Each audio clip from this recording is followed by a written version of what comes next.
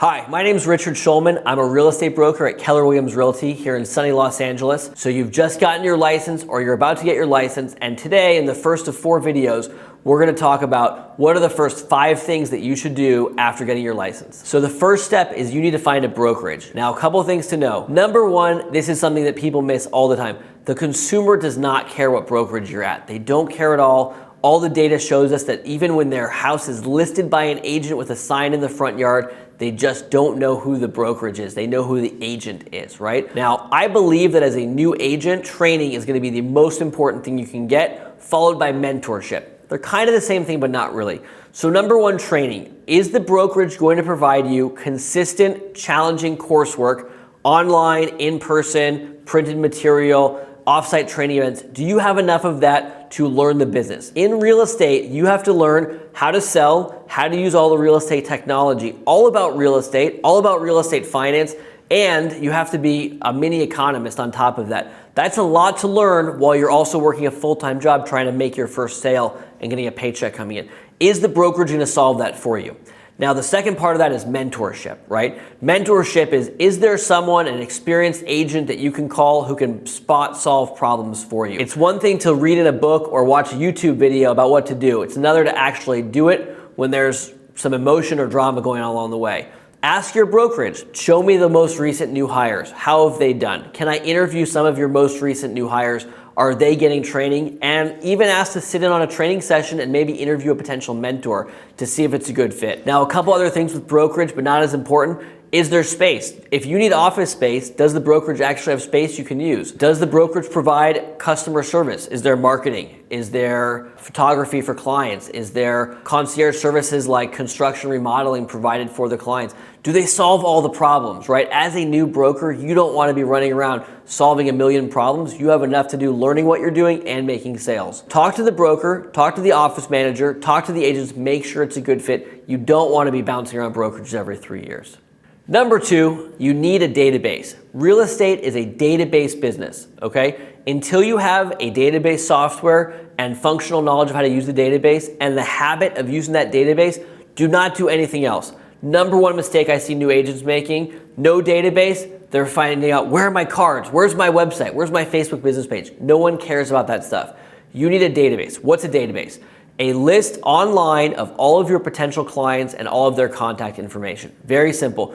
A lot of companies provide this. Do not overspend on it. You need a basic functional product that you can access from your phone or any internet browser. You don't need anything fancy or expensive. More than even $100 a month might be too much. And a lot of companies provide it free as part of their brokerage. You need to get every single person's information into that database. Their name, their spouse's name, their home address, their mailing address if they use a different one, if they have like a rental property, their phone number, their email address. Your business for the rest of your life in real estate is gonna be adding to that database, nurturing that database, and contacting people using the information you have in there. That's the whole business. So you need to get that done first before you do anything else. Number 3, don't be a secret agent, right? What does that mean? So many people get into real estate and they're afraid to tell people they're in real estate. No one's going to hire you if they don't know you're a realtor. So the next thing you need to do after getting your database together is actually just start calling that database and letting people know, hey, I'm in real estate. I'd love to help you out. Now, we have a lot of material we can help you with later on about what do you actually say and how do you say it. But the key step is you have to let people know you're a realtor. Let them know on Facebook, Instagram, TikTok, whatever social media you're using. Call every single person you know, even people who may not like you, call them and let them know you're a realtor. Get the word out there. Remember, real estate is a game of numbers. You need to talk to a lot of people to make a few sales. You need to let people know you're in real estate. Otherwise, they're gonna call another realtor. Number 4, things to do when you get your license, tap into your sphere. I've been in real estate 18 years. I've spent millions of dollars on referral fees and advertising campaigns. I've sent out hundreds of thousands of postcards. The majority of my business comes from my sphere of influence. We estimate about 2/3 of our business volume comes from people we know, people who would recognize us, right? So you have to work your sphere of influence. We have hours of course material on this topic. I'll give you one quick idea. Call every single person you know who may possibly want to buy a home from you. Even if you think they're never going to buy a home or they're never going to move, everyone you know who lives in the city that you're working in or nearby, you should have a conversation with in person about your service as a real estate broker.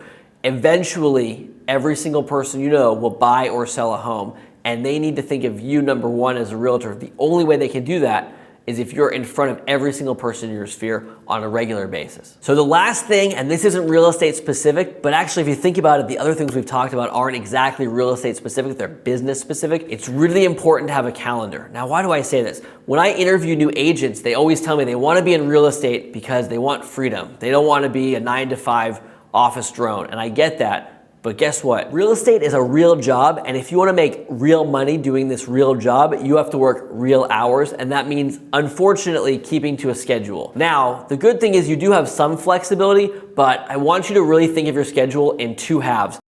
The morning is for prospecting and what I call business, right? You have to write offers, run comparables, do surveys or analyses for your clients, and you have to get a minimum of 2 hours of prospecting in every single day. I divide that into my morning. So between 9 and 12, I'm getting all my work done, all my computer work done, and 2 hours of prospecting at a minimum. After lunch, I do my showing. So I try to have all my showings and appointments in the afternoon. And that way I'm able to keep a little bit of flexibility in the afternoon, but running a really tight morning schedule allows me to set my afternoons up the way I want them. No matter what you do, you need to have a morning routine and a fixed schedule and keep to it. Otherwise, you're not gonna hit the goals that you have for yourself. For now, what I want you to do before you do anything else is I want you to combine everything we've talked about into one activity. And this is what I call coffee dates. So take out your cell phone. I want you to text message 10 people that you know, but you haven't seen in the last month, and ask them to meet you for coffee. And what you're gonna do at that coffee date is talk about anything they wanna talk about, just make friends with them. It's not a sales pitch, it's just getting in front of them. That's gonna involve your database, that's gonna involve your sphere of influence, that's gonna involve letting people know that you're in real estate, and that's gonna involve scheduling yourself to go on those coffee dates after your morning prospecting hours. And one last thing, because I don't want any of you to miss these videos that we're putting a lot of effort into, I want you guys to subscribe. The button's somewhere down here. You'll find it. Subscribe to our videos, then you'll get a ding or a notification or an email or who knows, something, and letting you know when our next video comes out so you can learn more about how to start your real estate career.